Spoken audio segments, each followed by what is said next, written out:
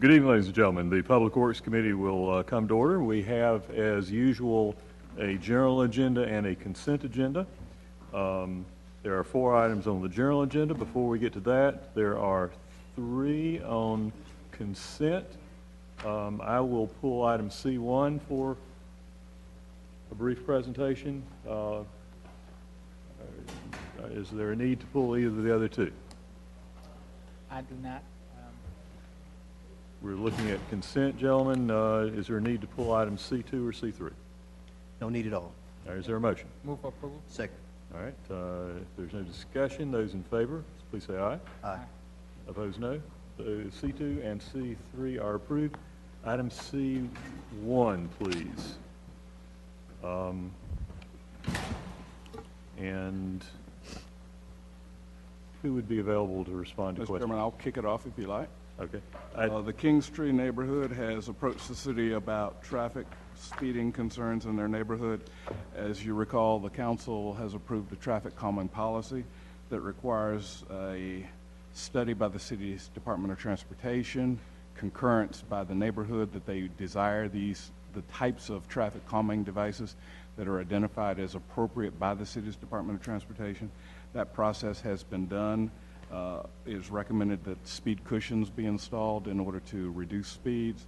The estimated cost for the project is $25,000. There's adequate funding in the city's Department of Transportation budget to cover this, and staff therefore recommends approval. Now, speed cushions are the lumps, basically, as opposed to the continuous band. I'll let Transportation Director explain what exactly these will look like, because there are variations in even the speed cushion devices. We have some temporary, some permanent, some wide, some narrow, so I'll let Tanique explain specifically what these will look like. Good evening, Mr. Chairman and members of the committee. Good evening. The speed cushions are the, what you are referring to as the lumps. Basically, there are short sections on either side and a longer section in the middle to allow the fire trucks to be able to straddle them when they are responding to issues in a neighborhood.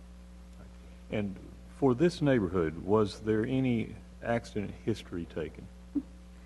Yes, and I did not bring that information with me, but I can provide the accident data and history. All right. Can you recall whether there was a history of accidents related to speed in the streets that are being proposed for speed cushions? I don't readily have that available, sir. I'm sorry.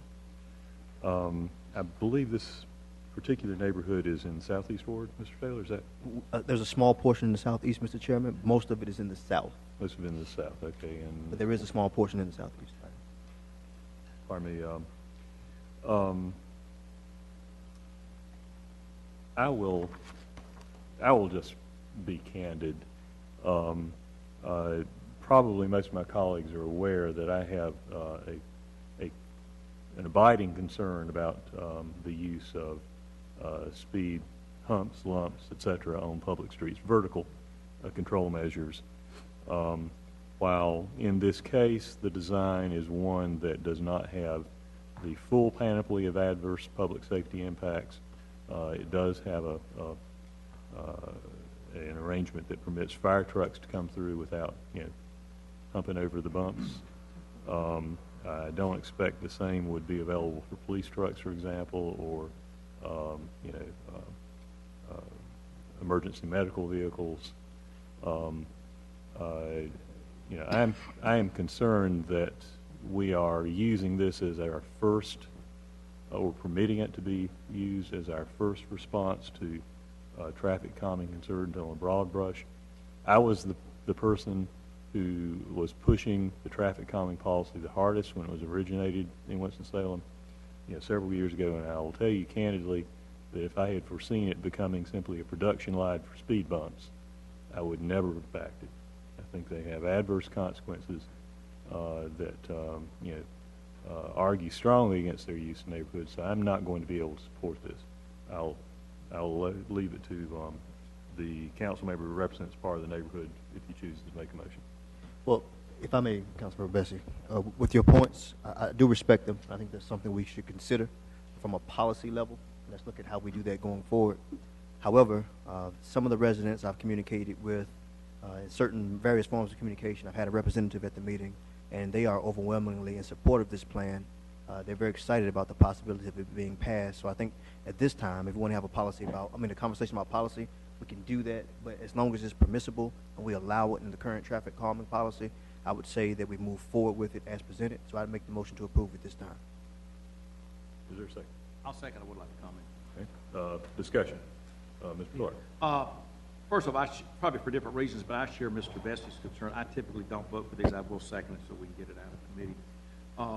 Unless there is a traffic issue, one, I think they depreciate the property values. And I think, particularly looking here, they've got one every 3 or 4 houses. It seems like to me it's overkill. I would be putting in half the number and see what happens. But I will support them if the person whose wards they're in support them. But I will say this, if anyone ever wants them taken out, I will be absolutely adamant that they pay to take them out, because some of these things, well, here's one that's only 2 houses apart. And these people are going to be stopping every 100 feet. And it sounds great till you have to stop every 100 feet. But anyway, I'll support it to get it out of the committee. But I will look for Ms. Light to endorse it. Okay. Further discussion? Hearing none, those in favor, please say aye. Aye. Any opposed, no? No. And that will move forward 3-1. Thank you. Thank you. Let's go to the general agenda then, please, and item G1. Item G1, public hearing on ordinance to name an unnamed street or road in Winston-Salem. Reporting on this, Mr. Hamby? I'll take Or, no. All right, Mr. Turner. Members of the committee, as you know, we have gotten council approval for the construction of a quarry project at the old Vulcan quarry project property. And as a function of doing that project, we have to establish an address for the facility. In order to establish an address, we actually have to have an approved street name. We're therefore asking the council to establish a street name for it, and we're recommending Quarry Road. The Map for Site group and the addressing coordinator has prepared the information for you and is recommending this name as consistent with, or as not in conflict with any other street names throughout the county, and therefore is not a public safety concern and is consistent with the policies that they have adopted, that you've adopted for street naming. Be happy to answer any questions you may have. Questions or comments? Move approval. Is there a second? Second. Mr. Montgomery.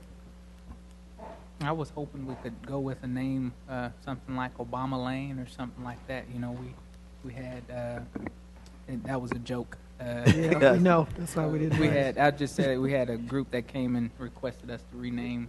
What was that, maybe 2 years ago? It was over off of Indiana, Indiana, Piney Grove. About 7 years ago. 7 years. Well, I hadn't been here 7 years. So. Yeah, Maybe you saw but- it on TV as a teen. But I seriously, I think, again, the work we're doing over there at the quarry and being able to name this at Quarry Road, again, continuing to highlight the work that's being done there, I think it moves forward. So, All right. Mr. Taylor. I just want to take an opportunity to make a comment about the Quarry Park. I say this all the time. This is one of the best kept secrets of the neighborhood.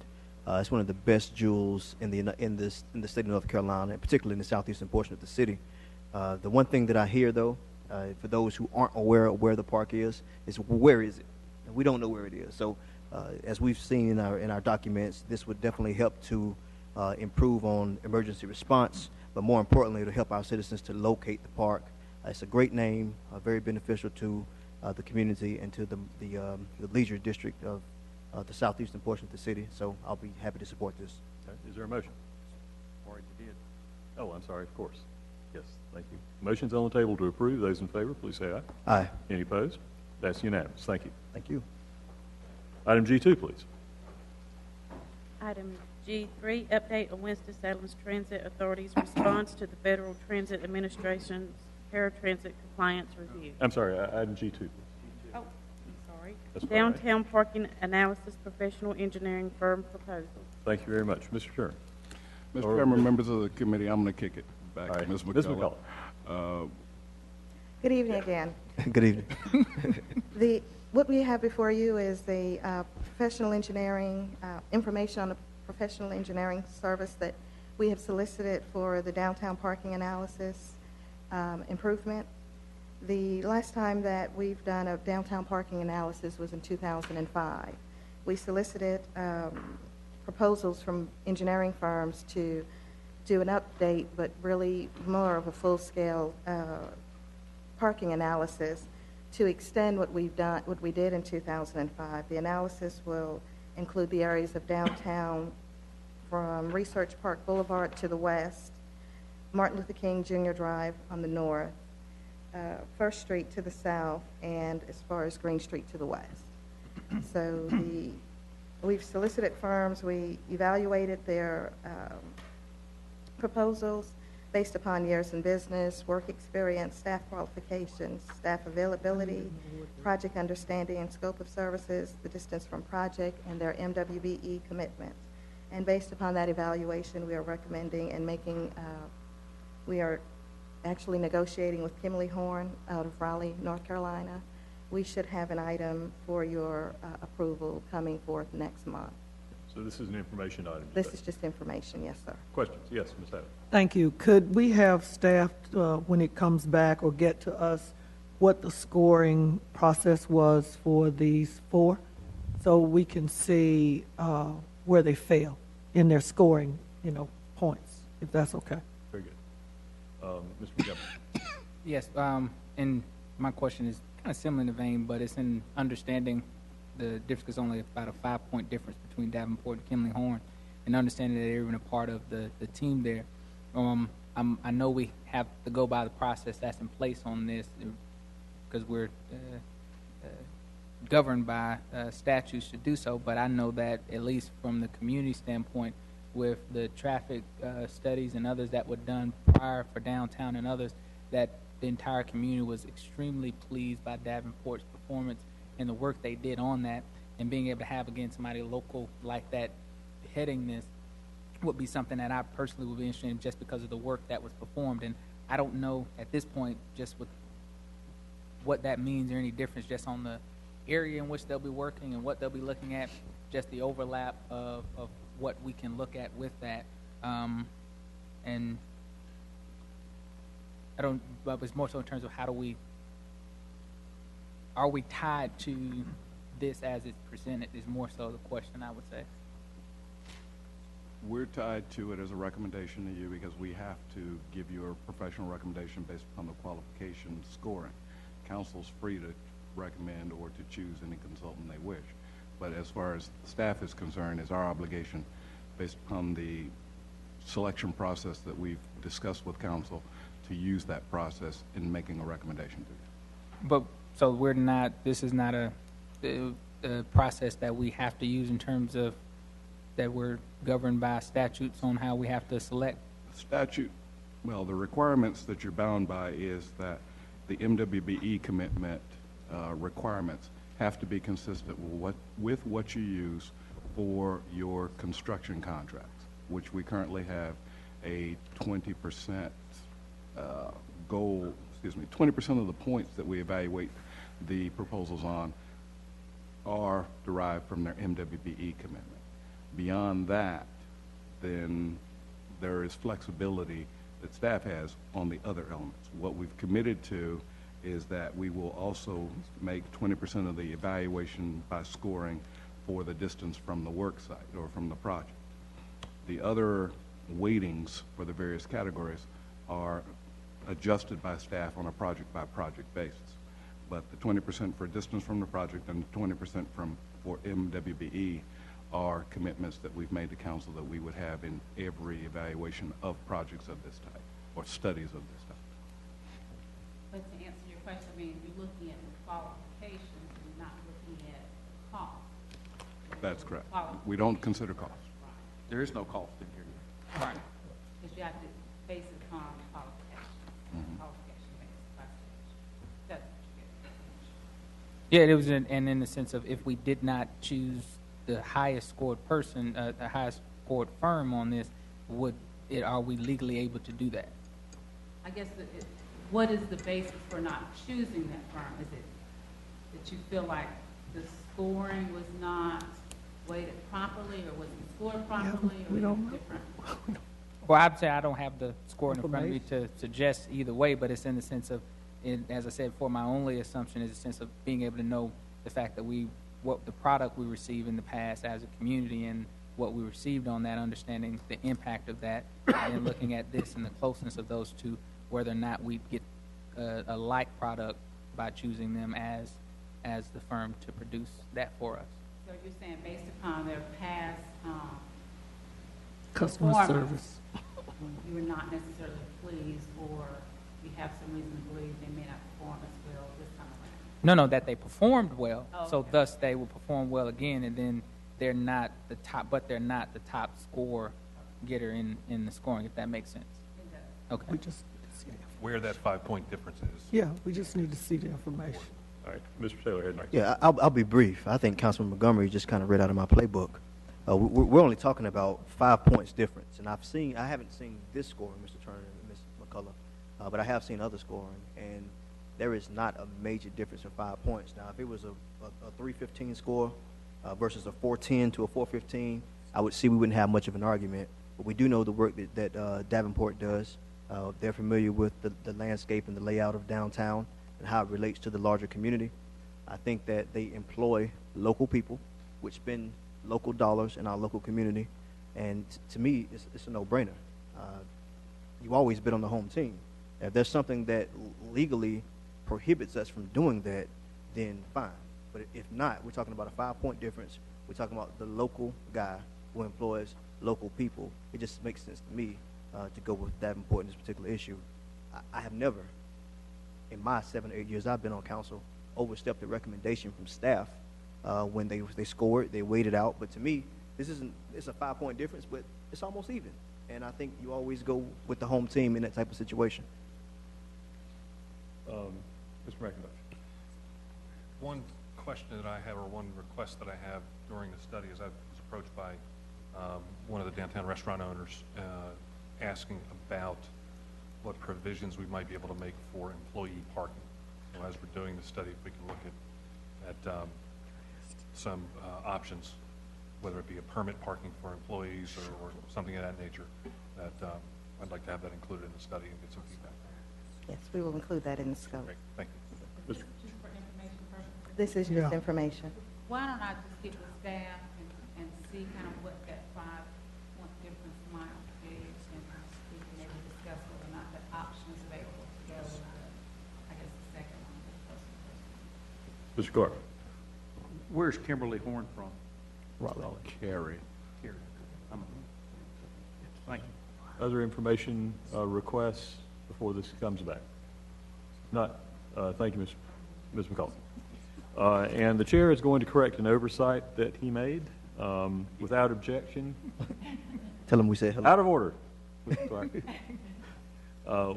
Without objection, we will return to item G1, and I will ask whether I will open a public hearing on the proposed naming of the street and ask whether anyone is here to comment on the proposal to name an unnamed street extending south off of Reynolds Park Road between Peachtree to the west and Hubert Court to the east as Quarry Road. Seeing no one, I'll declare the public hearing closed and ask if it is the committee's pleasure to reaffirm the previous motion. So moved. Second. All right. Any discussion? If not, those in favor, please say aye. Aye. Any opposed, no. That is unanimous. And now, thank you, we will go to item G3. Item G3, update on Winston-Salem Transit Authority's response to the Federal Transit Administration's paratransit compliance review. And presenting here, Ms. McCullough, if you would kick us off here, we have a slide presentation. Thank you. Yes, sir. Thank you again. Before I start, I would first like to introduce two members of the WISTA's Board of Directors. Mr. Robert Garcia, who is the board chair, and Dr. Jack Flair, who is a member of the board. In addition, I would also like to introduce some members of WISTA staff who are here to answer questions that you all may have. First, I will introduce Dr. Linda Murphy. Dr. Murphy is an on-site consultant for WISTA. Dr. Murphy has joined WISTA over the last 2 months to work with WISTA on providing insight on the response to FTA's review and other staffing issues that WISTA is dealing with right now. Additionally, we have with us Ms. Takia Alston. Ms. Takia Alston is WISTA's ADA administrator and the primary person working with individuals who are requesting TransAid services. Tina Carson-Wilkins is WISTA's marketing director. And finally, Art Barnes, who you all know, is WISTA's general manager. Welcome to the members of the board and staff. Thank you for being with us this evening. Before I start with the presentation, is it okay to open the floor for Mr. Garcia and Dr. Flair to give a few words about their role with the board, with WISTA's board? Please. And as a matter of procedure, we normally ask our folks who speak to introduce themselves by name and address for our record. Mr. Chairman and members of the committee, my name is Robert Garcia. I'm the board chair for the Winston-Salem Transit Authority. Address, 288 Glen Eagles Drive, Winston-Salem, here in North Carolina. Here on behalf of the board to show our support of the staff of WISTA, Mr. Barnes and all the staff, and all the work that they've put in to this study that they've done and the presentation that is going to be presented to you here in just a few minutes. They have our full support, and I wanted to let everyone know that when items of this nature come up to our board, which are quite frequent, public comment, public concern, we take them very, very seriously on the board.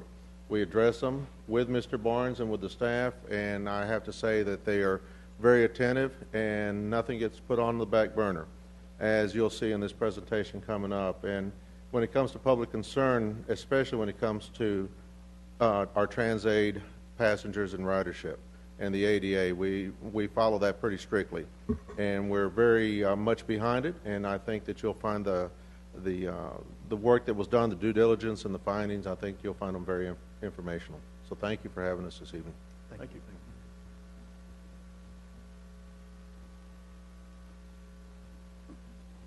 Thank you. Before we go into the FDA's review, I thought it would be beneficial to give a general overview of TransAid and its various components. So that will be the first part of the presentation, and we will address the various review items that FTA presented. In accordance with the requirements of the Americans with Disabilities Act, as stated by the Federal Department of Transportation, transportation providers are required to provide transportation services for persons with disabilities. There are also regulations regarding the fixed route system, which are the large buses, but we won't be presenting on those. We will focus on demand response or complementary services, primarily known as TransAid. By definition, TransAid vehicles arrive at a predetermined pickup location and transport clients to their destination. In order to qualify for TransAid service, applicants must provide evidence that they require the service. This normally involves consultation with the medical provider and an assessment by WISTA personnel. The resulting determination may be either the exclusive provision of services or a conditional service based upon a variety of factors. If approved, clients are placed in a database and provided information with a PIN number to utilize the interactive voice response system or to verify or cancel their reservations. Reservations for transportation are facilitated by calling our customer service representatives. Requests are entered into the computer, and the scheduling software provides solutions for the trip requests. Vehicles are then dispatched to pickup locations, and clients are transported to their destinations.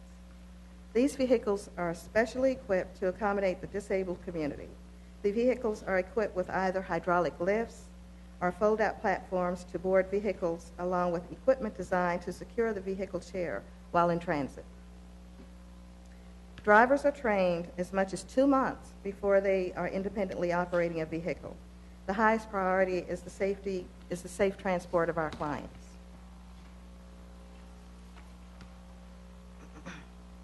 There are several tiers or classifications of passengers utilizing TransAid.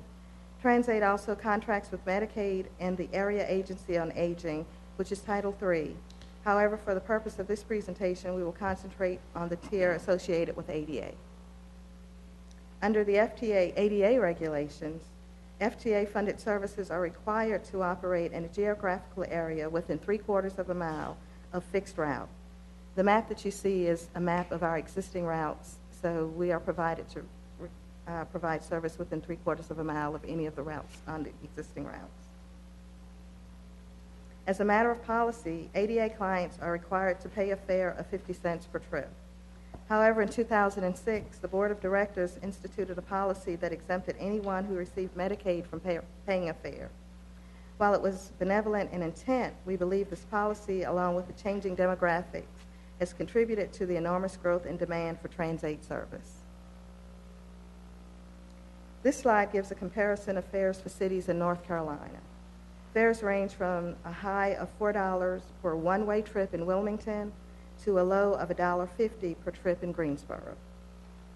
As you see in the bottom, our fares are shown at 50 cents per trip, and that doesn't apply if you have a Medicaid card. The Federal Transit Administration allows transit systems to charge up to twice the fixed route fare for complimentary paratransit services. This is because the cost per passenger transported is much higher for paratransit. The chart on the screen as you can see by the graph, the chart shows the growth in demand from 2011 through 2015.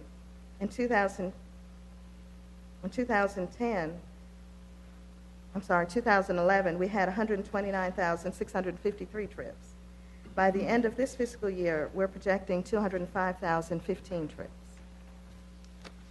That's a growth of over 58% over that time period.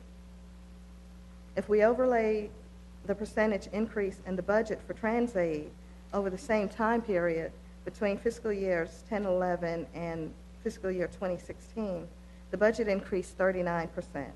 However, productivity increased by 58%. In other words, productivity exceeded the budget by 19%. If you ask a Fortune 500 company, that would be a true envy to them to have that much productivity. So the real question is, how do we address the continuing growth of TransAid? We can either increase resources and/or we can institute policies that would curb growth. Again, the absence of a fare, along with demographics such as the aging baby boomer population and the Winston-Salem's attraction to the same demographic, contribute to the demand. Before I move on, were there any questions about the general service? Because the next phase we'll talk about FTA's reviews. Yes, sir. Good. What percent of your riders have the Medicaid card and therefore do not pay? I would have to ask Mr. Barnes to answer that. The great majority have Medicaid cards. The revenue that we receive over a year is probably around $2,000. So, yeah, a lot of them. Virtually everybody. I'm sorry. Virtually everybody. Yes, correct. Let me ask about the eligibility categories. You mentioned that you were going to concentrate on the ADA served population, but you also referenced older adults. What's the age cutoff, and is that anybody at X years or older is eligible for TransAid services? 65? I think 65. 60? 60. So I could go out there and I could call, well, I'll admit, yes, I could go out there. and just barely.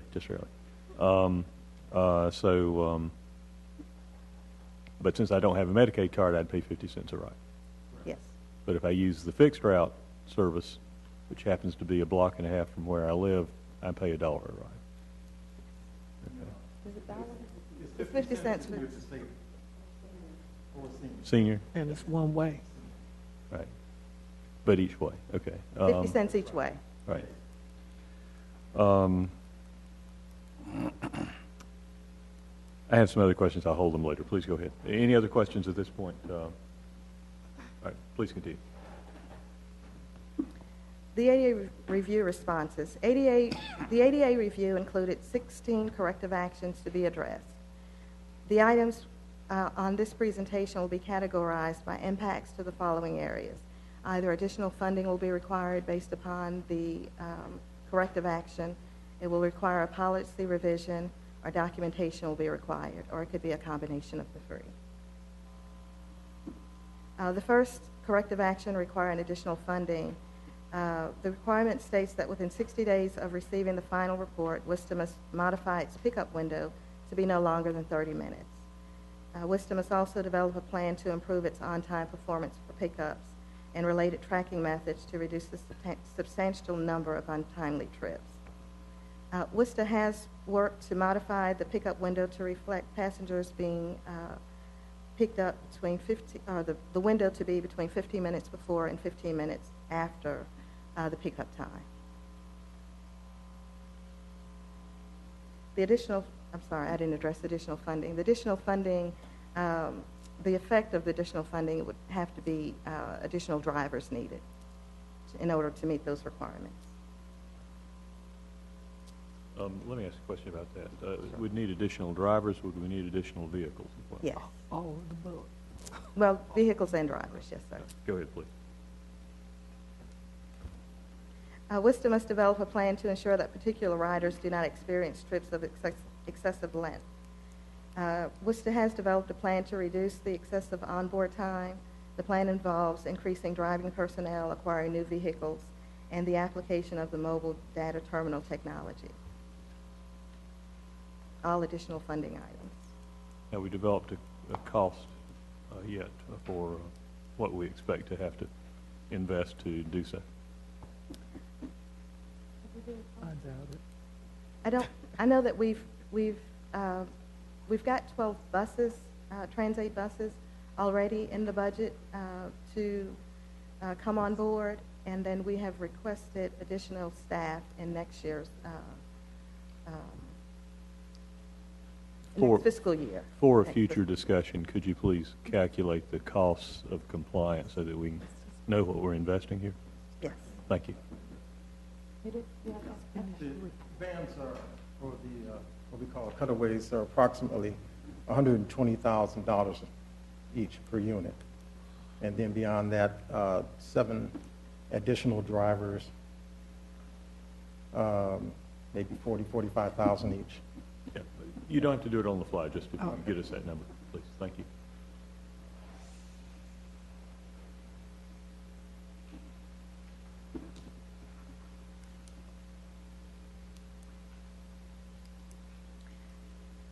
Another item requiring additional funding, but it's along the same category, is WISTA must develop a plan to provide sufficient capacity to promptly answer telephone calls during all service hours. This would require additional customer service personnel. WISTA has already requested 1 additional full-time position, and since the review, the hold times have decreased, and we're currently working with Avaya and Ontario, which are a phone company and an automated system company, to devise a plan to route Trans-8 calls and fixed route calls to separate customer service representatives. That will also help with hold times, because the calls would go to people who are specialized in Trans-8 versus those that are answering calls for both Trans-8 and fixed route.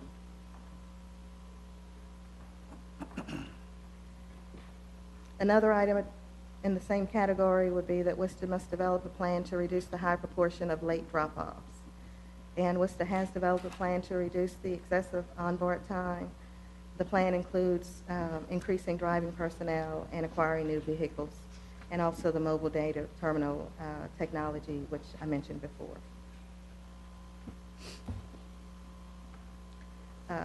An item that it requires additional funding and documentation. WISTA must compare its distribution of subscription trips by the time of day with periods of capacity constraints, and develop a plan to limit subscription service to 50% of all Trans-8 trips. This can be done by reducing the number of subscription trips or by increasing capacity of these hours. One of the ways that WISTA has worked to reduce the subscription trips is working with the Industries for the Blind, who employs and services a number of employees who are typically our subscription clients. They have agreed to make reservations for their clients so that their trips are now classified as reservations and not subscription. And that helps reduce the number of subscription riders and therefore has a monetary effect on our services. such that we don't have to increase the hours to meet that service, to meet that requirement. WISTA must revise its procedures for eligibility determination to schedule in-person interviews within 7 to 10 days. This is where Dr. Linda Murphy has been most helpful. Dr. Linda Murphy has engaged the Winston-Salem State University, the Urban League, personnel to assist with application intake, and WISTA has also proposed retaining additional staff to conduct ADA eligibility determination. Policy revision and documentation required. Under the policy, complimentary paratransit service must be made available to visitors not residing in the jurisdiction. That's completed.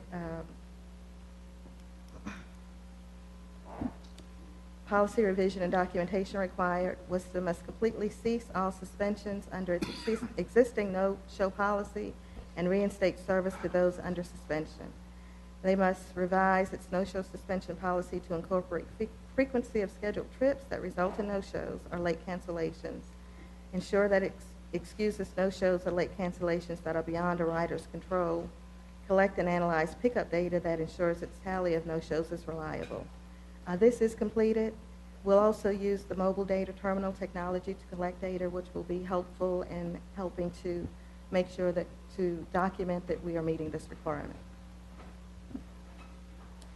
Documentation required. WISTA must revise its eligibility applications, related correspondence, and other public information explaining the right to presumptive eligibility. That documentation is in the new policy booklet, the new rider's manual, sorry. Documentation requirement. WISTA must promote its rider's guide on its website, the availability of accessible formats that explain the eligibility process, the materials needed to apply, and notices and determinations concerning eligibility. That's also completed. WISTA must revise its guide for riders to make it clear that a Transaid rider may always travel with a PCA and one companion, and that a rider may travel with additional companions if space is available. That's also been completed. Pardon my ignorance, PCA?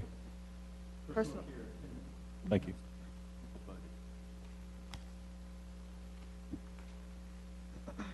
WISTA must revise letters denying eligibility to include specific reasons for the decision so that riders can prepare appeals. The same must be done in its eligibility letters, granting conditional eligibility to include specific reasons. That's also been completed. One other area of documentation needed, and WISTA must collect the necessary data to determine whether drivers arrive at pickup locations in a timely manner, and if the rider is not present, wait a sufficient length of time before departing. After collecting this data, WISTA must then use this information to distinguish between rider no-shows and Transaid missed trips. Because personnel levels are not sufficient, WISTA is working with the Winston-Salem State University and the Urban League, partnering to provide personnel who will help collect the data. Our Traffy software will go online in September 2016. The software has the capability to help us compile this data also. One other documentation area, WISTA must update its public information materials or the rider guide and website to provide consistent and complete contact information for ADA-related complaints and make its complaint procedures accessible to individuals with disabilities. That's completed. WISTA must revise its policy for violent or disruptive behavior so that penalties imposed on a Transaid rider are equivalent to the penalties imposed on a rider of WISTA fixed route service, and must also revise the Transaid rider's guide to reflect any change in the suspension policy. Also completed. The last documentation required is that the city has required the WISTA to provide and update additional items on their bi-monthly report that they provide to the Board of Directors on paratransit service. Those items would include the number of missed trips, no-shows, telephone performance, and numbers of individual passengers using Transaid. So all of those are being provided in that report to the Board of Directors. The last slide that I have shows a comparison between the Winston-Salem Transit Authority and the and GTA. At the last city council meeting, or the city council meeting dated April 18, there was a dissemination of items by Ms. Claire Stone, which included a comparison of Winston-Salem Transit, or it made mention of comparing Winston-Salem Transit Authority to Greensboro Transit Authority. So what we thought we would do is show you a comparison of our city's Winston-Salem's budget, or Winston-Salem's budget, and GTA's budget.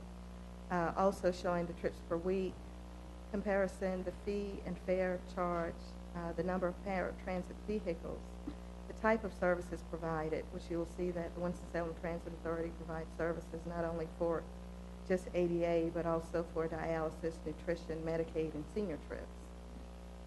And the difference in the type of service provided, or the service area, where the Winston-Salem Transit Authority maintains a 3/4 mile policy set by FTA for ADA trips, and provides trips in the county for Medicaid and dialysis, where Greensboro provides service to anyone who lives in the Greensboro city limits, which exceeds their 3/4 requirement. Thank you. Let me ask if other council members have questions at this point. Mr. Taylor. Just a quick question, Mr. McCullough. Yes, sir. Just kind of looking at the budget between Winston-Salem and Greensboro, the budget is substantially smaller in Winston-Salem, but yet we're making roughly the same amount of trips. I understand that a no-show on the rider's part would be costly. I noticed in your slide presentation you mentioned a no-show suspension policy revision. Can you tell me a little bit about what the current policy is after it's been revised on the no-show suspensions? I think I will ask Mr. Kia to come up and explain that for you.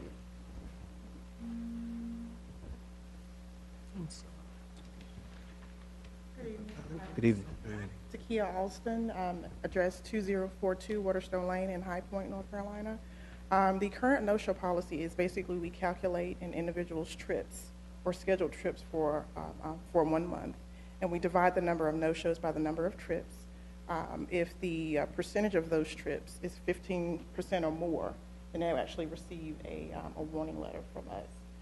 But we do we also implemented a baseline of 4 no-shows, so they would have the 4 no-shows as a baseline as well, but we go by that percentage during the calculations. So 15%, then a no-show letter is drafted up to 4 no-shows. So after 4 no-shows, do we just kind of not go out to the house? And if so, what is the period of time that we no longer go to the house until they're reinstated?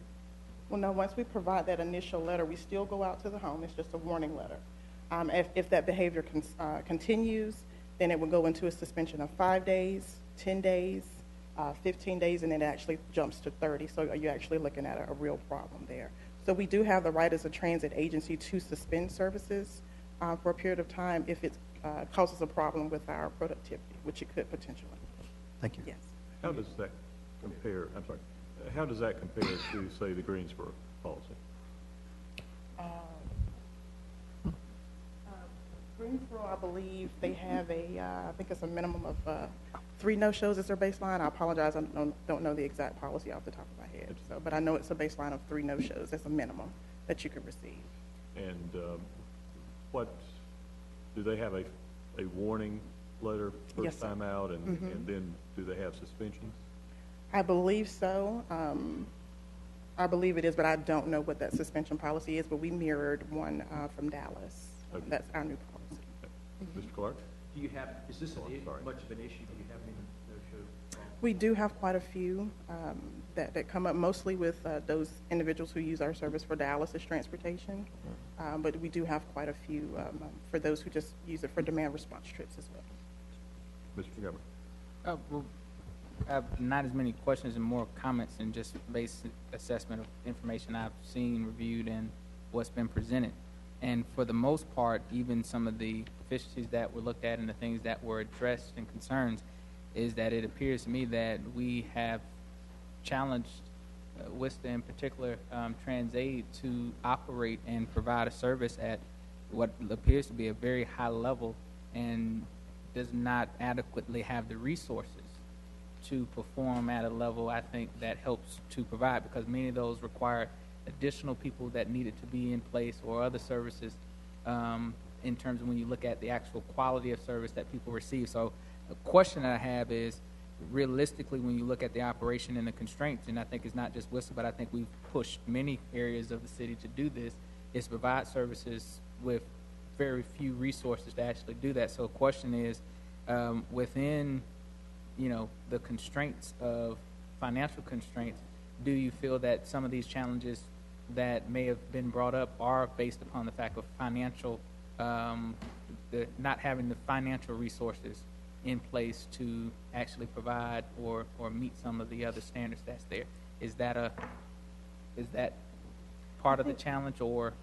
I think it's a combination of challenges of the finances being prohibitive to some things, but also the fact that it's basically a free service for most of your riders, and so there's no reason that because it's free, then you have, and because the population that we serve, we have a lot of our aging community who who qualify for Medicaid also, then there's no deterrent to only using the trip for the service for the trips that you truly need. And when you look at the cost of service for TransAid as compared to fixed route, I think per rider, maybe it's around $5 for fixed route and $20 per trip for TransAid. So it's a huge cost comparison. So there has to be some measures to consider to deter some of the riders. And then my second question then comes, with that being the case, in what impact, or if at all any impact, do you potentially envision with the route changes that are being implemented, potential opportunities to not provide all for every area that we provide in terms of services? If all those areas we did not provide services for when it came to TransAid, but were pushing individuals to use the fixed route services, if they didn't always meet all of those qualifications and used it more often than they probably should. Is that at all a thought or consideration? I think that if I understand what you're asking, are the new routes going to affect the ridership, essentially? And I think it will, because we're going into areas that we haven't before, and so then a decision has to be made. Do you continue to provide service to those riders that used to be able to be eligible for the service because we're no longer going along those routes?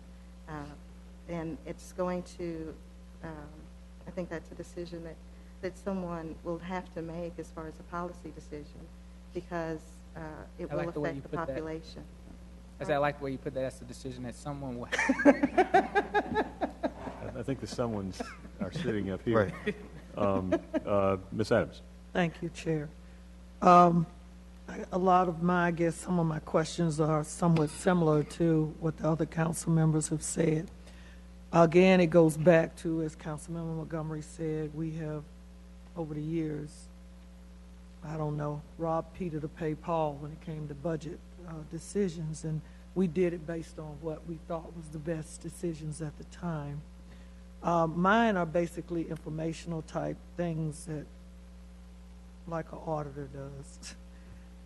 Like who, and I know you can give me a general answer, but you can give me some of it now or get it to me or the council later.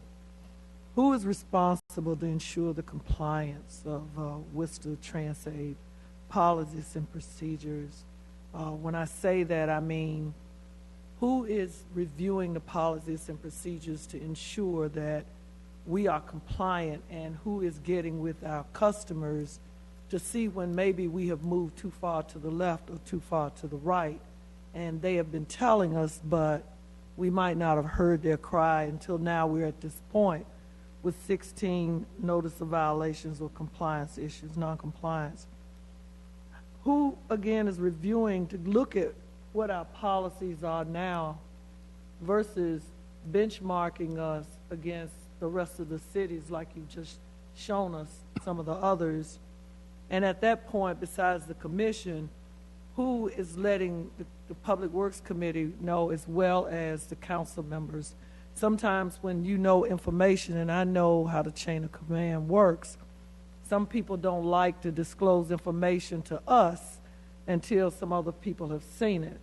But I can help everybody with that. As we move forward with this council, we don't like surprises. We don't like people approaching us, constituents out in the public, at community meetings, church, anywhere, and giving us a snapshot of this, and we haven't quite heard from our folks with the information. So we can't even respond, really. We just kind of have to wait, and then we ask for it.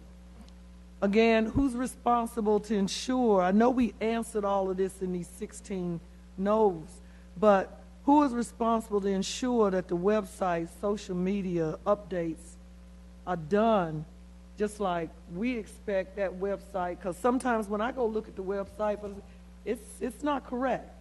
And if we're not going to be correct, then we need to take the site down until we get it correct. And if there is a policy change, a procedure that affects our customers, they need to have the right information expediently. What are the rider demographics, as we've asked before, based on broken out into data? Okay, we know we're picking up ADA, dialysis, nutrition, Medicaid, senior services, and all these other trips we make in customers. We need to see the breakout because the numbers are growing, like you said. Again, on the front side, if we keep up with the demographics, somebody's responsible. We know by what we're seeing, the population of Winston is aging quite rapidly. We have our population of boomers and seniors is much more than everybody else's. So we can only see those services continuing to skyrocket over the next 5 to 10 years. Need to know the data. I need to deep dive details of what garnered us the 16 violations, such as, and what are the corrective actions? I mean, I have here that you told me it's completed. I'm an audit detail person. I need to know, I'm treating this just like I do OSHA and everything else. I need to see the details. How do we expect, so far as the big picture plan, as some of the council members were saying, regardless of what the cost is, we need to see the big picture plan, and somebody, I don't know who gets paid to do that, maybe, yeah, we do too, but we need somebody to give us a snapshot of what we need to do to help correct this. Whether that means you give me my worst case scenario, my good scenario, and the best scenario of how many vehicles, how many employees, how much money, do we increase the amount needed to get on the Trans-Aid vehicle. We need a copy of the rider's guide. I don't know about my partners here, but I need to see that rider's guide because I like to read stuff. And we'll get a better idea. I need to see the old one, and need to see the new one because now I need to see what changes that we made and to make sure we're just another set of eyes. That's all. I need to know, again, like we said, communication. How do we market these services? I mean, we're now saying everybody really doesn't understand how you get on the Trans-Aid bus, but everybody's riding it. So we need to, evidently, we're not doing a very good job because I do have people that complain to me, have been complaining about the length of the ride, and they get on and it's 5 hours before they get home, and maybe they're over-exaggerating. But I do know my mama rode it once while she was alive. And my mama rode that one time because she was a stroke patient, to the doctor. And by the time she got back home, she said, I will never ride that again. You guys will get off work and take me. And that's what we did. I'd like to see examples of things like the eligibility letter. And again, the rider book guy will explain some of those to us. And as you said, what's the appeal process for our customers? During my last comment is that do we need to have a public cafe, a charrette, and let some of the people who are the customers, and we bring them vis-a-vis Trans-Aid to a place in their communities, and they get to tell us what they are seeing and how they feel about this. Because if we make the corrective actions, and we don't follow up as a municipal body, then we may not be addressing the other needs or the real needs that may be out there. Thank you, Chair Best. Thank you, Ms. Adams. Mr. Clark? Just a comment time. Yes. You will never solve this problem as long as it's free, because your demand is infinite. Absolutely. We could triple the number of buses, drivers, But people answering the phone, exponentially. and because it's free,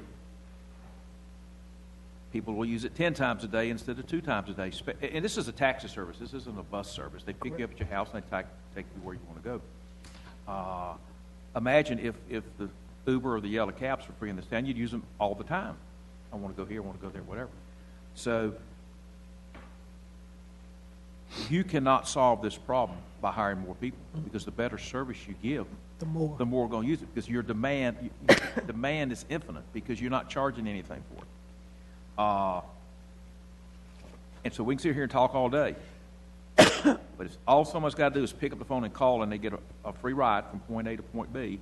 And particularly if we improve it, and they don't have to wait 2 hours, it just goes up and up and up. It's doubling every 8 years. That's why we need to see the data. So you can sit here and pick on these people all day long, but it's almost doubled. If the same increase happens the coming years this year, between 2011 and 2017, it will double. And there's no way, unless you double the staff and double the number of buses and everything else, you're going to keep up with it. And as I said, the better service you provide, the more demand you get. So there needs to be, and by the way, I came up with $16 a ride. I figured out what it costs to, what we were budget divided by the number of trips, and I may be off a little bit, but when you have a product that costs $16 and you give it away, a lot of people are going to want it. And to provide the service we want, it might be a $40 ride, and then suddenly we're not addressing the problem, and the problem is we have a system set up that you will never be able to keep up the demand if it's free, and that's the problem we got. Is that? I'd like to comment on that or rebuttal. I do not disagree with you, Councilmember Clark. That's why I'm saying, as you know, in manufacturing and business, we just need to see some more numbers, because this is not cost effective. I can see this. We got a product that everybody loves, it's in demand, but we don't want to put the inputs to the product to make it so everybody can have it at a cost that the consumer has to help with.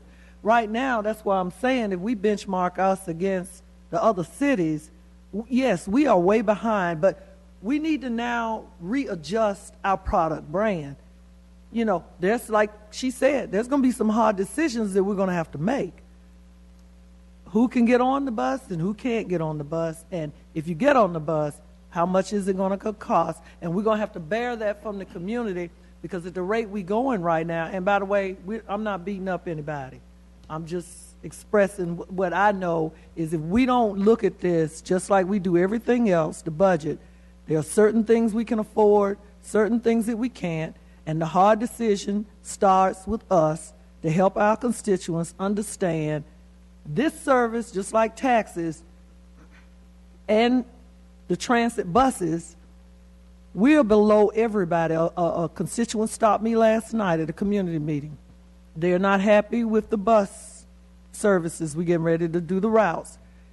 But now they kind of understand, because I told them last night, you want all this stuff, but it costs money, people. So you got to help us help you. If you want it, we can give it to you, but we're going to raise taxes. This is no different than that. It's a viable service that we provide, but we need to now go back and look at it as business people with a heart, that we got to make this better, or we're going to have to cut some stuff. That's just the way it is. Mr. Taylor. I'll be very brief. I think both of you have had some good dialogue. That was my point for bringing up the suspension policy, the no-show suspension policy. There are only two ways that I see that we can improve this service in its current form. We look at how we evaluate the no-show suspension policy So if we got people going out to homes and nobody's showing up, Right. they're expending resources and time and energy and the whole sort, and it's hurting our bottom line. And number two, we have to evaluate whether or not we want to raise the fee for this service. I think those are the only two options that we have in its current form to continue to move the program forward. Mr. Montgomery? I just offer, I think there's a third, and that is whether or not we continue services outside of ADA services only, which is the question of, is that a service that the community demands, and thus, is there another alternative in the community if we didn't provide that? Okay. This is the beginning of a conversation. We have just completed an extended overhaul of our fixed route system. It was my personal judgment some time ago that we had to devote a priority to that, and I think everybody was involved in getting that done. We've now got that approved, and it's going to take effect after the completion of the public education period next January. It is clear that we need to consider an overhaul of our transit system. We have an unsustainable growth rate in demand, and we need additional information. We need to make use of our rider community's input. We need to make use of our board of directors and your time and expertise to help advise us on this.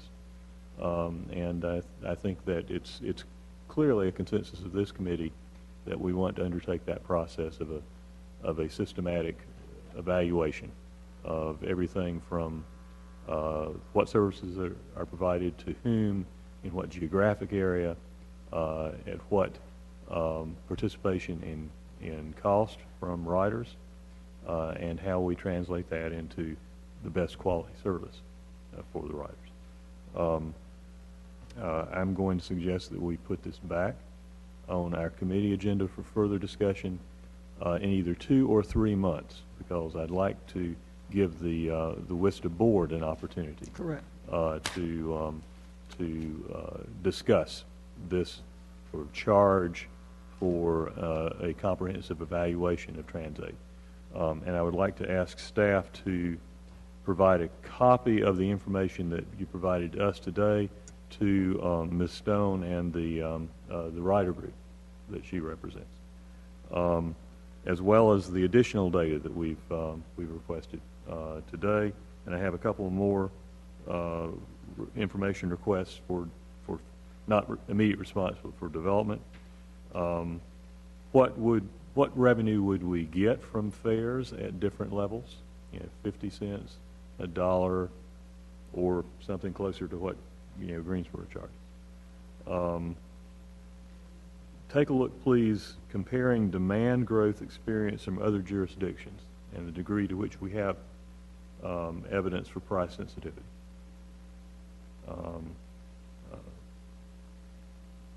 What evidence of impact on our fixed route ridership in other jurisdictions do you have? Are there the capable seniors who are electing Transaid service instead of the fixed route for various reasons?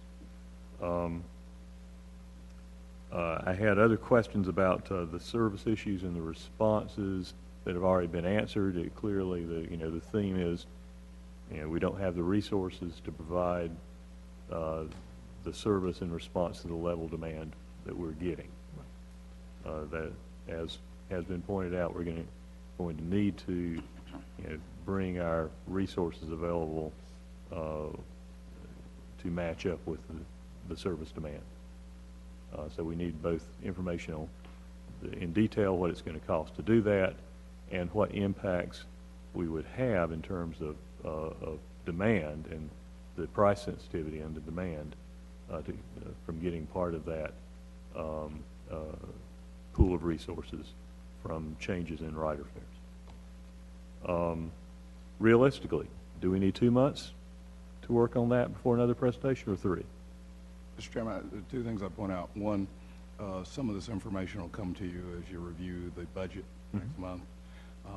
A lot of it, obviously, we'll still work on. I recommend 3 months. I'd say that since you'll be dealing with some of it through the budget process, then giving a couple of months beyond that to digest what the effects of the budget impacts are once council decides what it chooses to adopt in the final budget would be appropriate. Let's schedule this to come back in August then, if the committee is okay with that. And I don't know if this is too ambitious, but I'd like to think in terms of seeing if we can do the review and begin incorporating changes next year in as close a tandem with the overhaul of our fixed route system as possible. At any rate, a response on time frame would be helpful as well. That may not fit with the necessary public hearing requirements and public input process, but how fast can we do this responsibly? Because clearly we need to get it done. Mr. Clark. And I would look to the WISB board if they could do a lot of this. They can certainly meet with their customers, chat with them, do community meetings, things of that sort.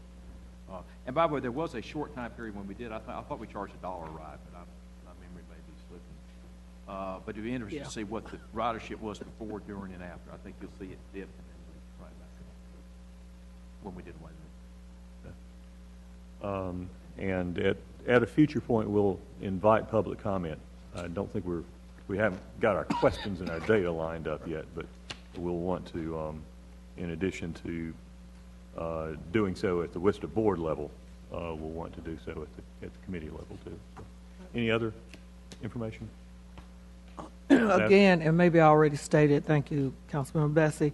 I like this comparison, but I'd like to see, how you normally give it to us. Give me at least 3 or 4, such as comparable to our size, like Durham, Fayetteville, Asheville, Wilmington, something like that. Absolutely. We're not with Charlotte, so we can let that go. And Raleigh, we can let that go. Okay. Thank you. Thank you very much, Thank you. everyone, for being here, and thank you for your input. All the work. We'll look forward to working with you. All Thank you the so work. much. Mr. Chairman, we have one more item, but I want to point out that this is just informational. You could hold it to next month if you desire. Without objection, I'd like to hold the stormwater fee credit policy concept for future discussion. We have needed to spend quite a bit of time on our previous items. Yeah. Let's roll that over. Mr. Montgomery, you had one person that you had invited to this evening. It's not on our agenda, and you indicated it's time sensitive. How can we efficiently do that? Well, and it's in reference to when we look at we've had conversations around contracting and how we deal with certain contracting, and have had conversations with individuals who attempted to do work, particularly in areas of contracting with the city and dealing with water and sewer projects. And I just wanted the committee to be aware firsthand and then to be able to bring back information. And so I would just simply ask in terms of if they could come and just at least tell their personal experience of working with that process and what happened in that, and then allow staff to be able to come back and bring us back an item at one of our next meetings, particularly potentially next month, if it's possible. Let's do that. And with apologies to the committee, I have promised to present at a forum that I'm going to have to go to. So I'm going to turn the gavel over to our Vice Chair, Councilmember Montgomery, and step out and let you recognize some. Okay. Yeah. Would you come to the podium and give your name and address and where you're from? And good evening. Good evening. Committee members. My name is Dwayne Crytek. I'm the president of Crytek Engineering Group, located at 1 Centerview Drive in Greensboro, North Carolina. We are a civil and environmental professional services firm with a focus in water resources. What does that mean? We design pipelines, your collection sewer piping, your water distribution piping, your lift stations, your water treatment plants, wastewater treatment plants. That's our area of focus. We started our business about 2 years ago, and one of the drivers for coming to this area was the MNWBE policies of this local community, Winston-Salem, Greensboro, Durham, and others. Our decision to come here over Atlanta and Charlotte was really seeing that focus on the MWBE community, particularly on the professional services side. One of the changes I want to talk about today is what I've seen recently is this inclusion of Affidavit B on many of the professional services contracts that are advertised now.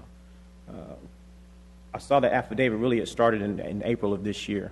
And what the Affidavit B does, it allows the primes, which are typically non-MWBE firms, to self-perform and not dedicate a minimum of 10% of that project to the MWBEs on the professional services side. I look at that as a business development issue, an economic development issue. Like I said, one of the reasons why I came to this community is for that ability. Now, that 10% isn't very much, but what that does is it springboards us into the next project. It lets us build capacity so that one day we can be a prime on those contracts. It gives us an opportunity to be face-to-face with the project managers from those departments. It gives us an opportunity to learn what your standards are, what your specification standards are, what you like, speak to the community. So my concern is that, if that policy is implemented and those contracts are awarded, that you will see over time a decrease in the MWBE participation on those professional services contracts, particularly when you look at the community. The community right now is about 53% female and 45% minority. So, a large number of your community, who are those taxpayers who are supporting those contracts, is 50% MWBE. But when those contracts are awarded, the primes have the ability, if they can self-perform, to keep it all in-house. And I don't think that's really the initiative of what this community wants, and particularly from the professional services side, who's looking to provide our services to the city of Winston-Salem and others. We can see that as a detriment in the future. So I just wanted to bring that up to your attention. I'm not sure if you're aware of it, but particularly before April of this year, when the Affidavit B policy was allowed, people would call us all the time. Hey, can you be on our project team? Hey, can you be exclusive? Now, I don't get those phone calls. So I've seen the impact already. And I think once you start awarding these contracts, you'll see over time those dollars aren't going to be going to the MWBE community. And then you're going to have a different problem that many cities face. Because obviously we know there's a disparity out there. I don't think we need a disparity study to tell us that. So I would like for you all to consider maintaining the 10% minority participation goal on every project, professional services. Because all these billion-dollar firms, and there are a lot of them, and they do contract work for you, they do a great job, they can self-perform. So there's not really an incentive for them to bring us in. And we work with them in Greensboro, we work with them in Durham. So it's not a fact of they don't know us. So I just encourage you to look at that. There's at least 5 contracts right now that are advertised, currently right now, that will be awarded in the month of May. They have this policy. And I would just encourage you to put those projects back out on the street with your old policy, the 10% goal on all professional services contracts for MWBEs. Thank you. Mr. Taylor? Yeah, I just want to say thank you for coming and speaking on the issue. I was actually the council member who introduced the proposal to raise the MWBE goals for women and minority businesses to at least 10%. There are those who would like to see that be higher, and that's fine. But I think 10% is a great ground floor to continue to move everybody in our community forward. I understand, based on your conversation, that there are some loopholes. We'll look to try to close those loopholes. And I don't know enough about it to have a comment at this time, but I can guarantee you that we'll look into it and we'll try to do what's right for all of our citizens and not just a few. Thank you. Mr. Clark? So what you're saying when you say self-perform, you mean if a contract's cut to XYZ engineering firm, they do all the work in-house? Correct. Okay. And these are primarily water and sewer projects that your firm specializes in? That's correct. Water resources-based project, yes, sir.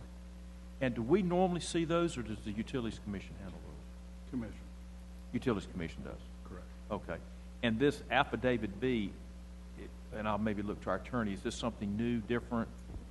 I have to look. I know there's certain sections of the statute, the contractor can self-perform, but I just have to look on the specific projects and see if it's by the statute. So I'll look at that. Yeah, and just last question, because I'm certainly not familiar with your business.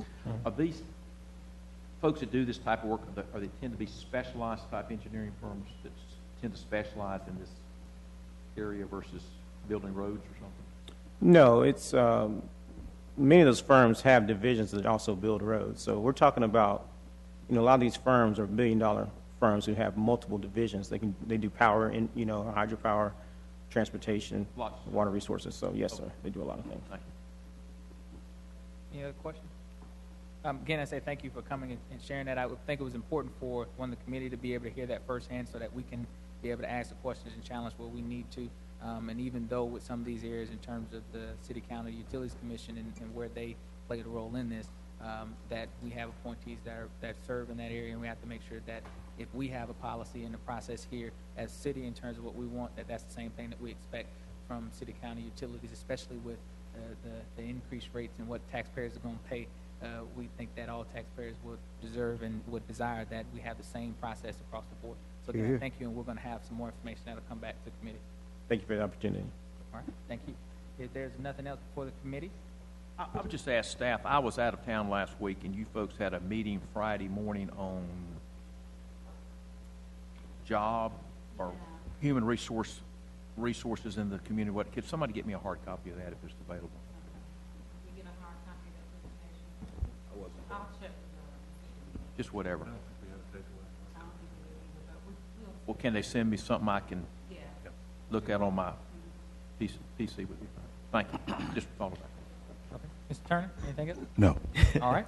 With that, we'll consider ourselves to be adjourned.